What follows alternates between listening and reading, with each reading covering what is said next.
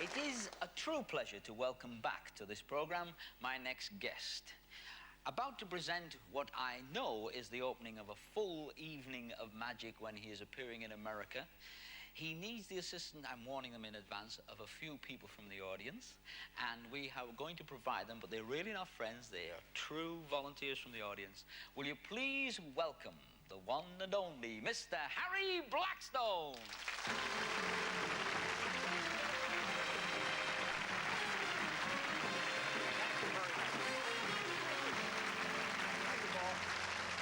Good evening, ladies and gentlemen, boys and girls, and welcome. Well, here's a little something I know some of you have seen before, but if not, I invite you to watch, and watch very carefully. You see, it's designed to fool you. It has to do with this bird in a cage, a budgie. And while you're watching, this bird will disappear right from the tips of my fingers, and you'll not see where it goes. I hope. Hup! There you are. Thank you. Thank you very much. And now, since we have just a moment... I heard that remark. Did you happen to hear what the gentleman over here just said? He says, up your sleeve. You did say sleeve, didn't you, sir? Just for that, I'd like you to feel both of my sleeves, sir. Please feel them all the way. That's fine, all the way. The other one, no, don't wipe your hands on the coat, just feel it. Underneath my coat, madam, would you feel around and tell me what you can find? And what do you find? Nothing. What do you mean, nothing? Didn't realize you were a critic. Tell you what, for those of you that weren't watching quite carefully enough, or for the one or two that may not have known what to watch for, give me a moment of your time. I'll step back into my office, get another cage and another canary, and I'll do it again. Watch.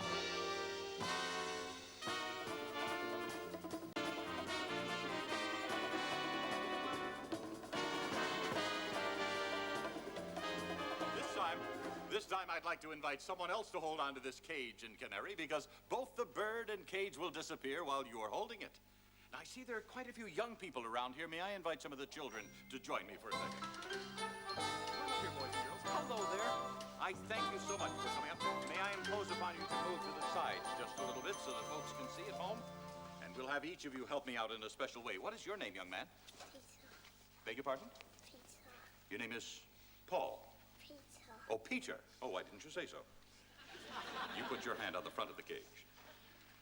That's fine. And you, son, put your hand on the bottom of the cage. Young lady right here, what is your first name? Bellamy. Bellamy, you put your hand on the side of the cage. Right on mine. Oh, that's nice. The other young lady, you put your hand over here on this side. That's fine, thank you. What is your first name? Madeline. Madeline. Madeline. Oh, well, I'm mighty glad to know you, Madeline. And you, son, put your hand on top of the cage. No, put the clean hand up there. And your hand, son, on the back of the cage. Yours on the top of the cage. Yours on the front. Yours on the side, right over there. Yours on that side. You put your hand on that side over there. Don't put your fingers inside. He bites. That's fine. And you put your hand on top. The young lady there on the back of the cage. Yours on this side. And the little lady there, just push in like you would at home. You put your hand up there, too. Are you busy? Come on in here. Put your hand up. That's fine. Put your hand right up there. You each have a hand up there, touching it, feeling it, knowing that it's there. Now put another hand on the opposite side of the cage. And you, hop! Well, that's the way it goes. Thank you very much. Thank you. And back to your feet, boys and girls. Thank you very much.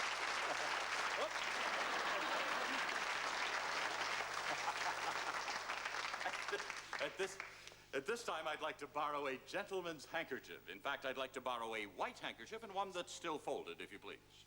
Does anyone over here have a handkerchief? Anybody here? Do you have a handkerchief? Oh, is this your handkerchief? No, it's not mine. Oh, it's not yours. Whose is this? The gentleman there. Would you mind standing a moment, sir?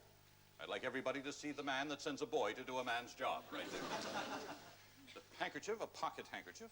And the question before us, it's a question that has been pondered by philosophers literally for centuries.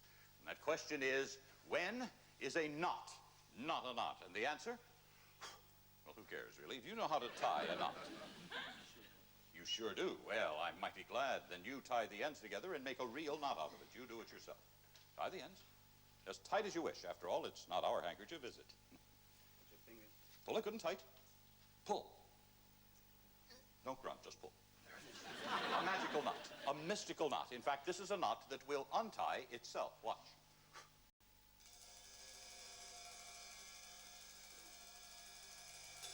See what I mean?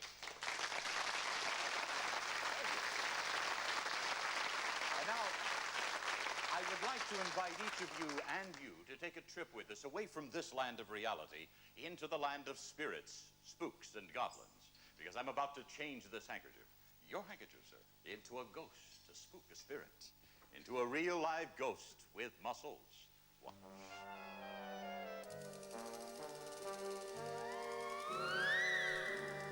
An empty cabinet.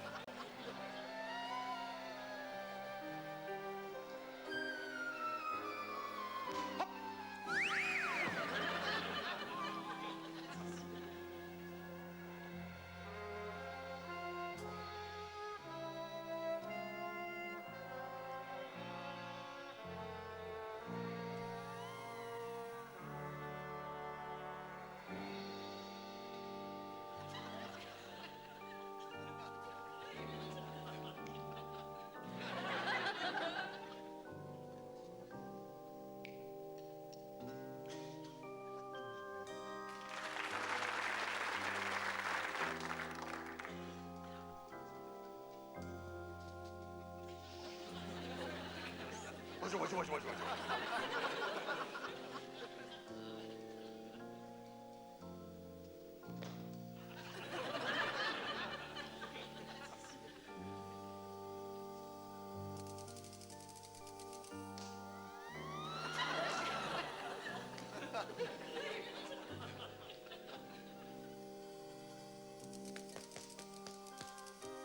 Ah, there, killed it. You know, when you kill a spirit, the first thing you've got to watch.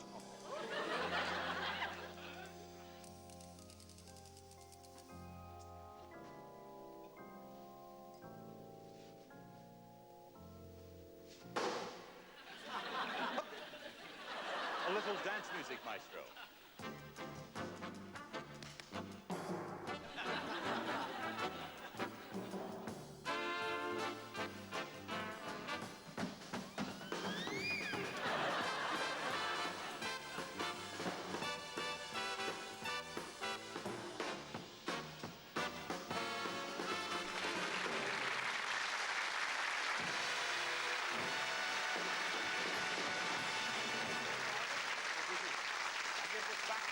Not at all.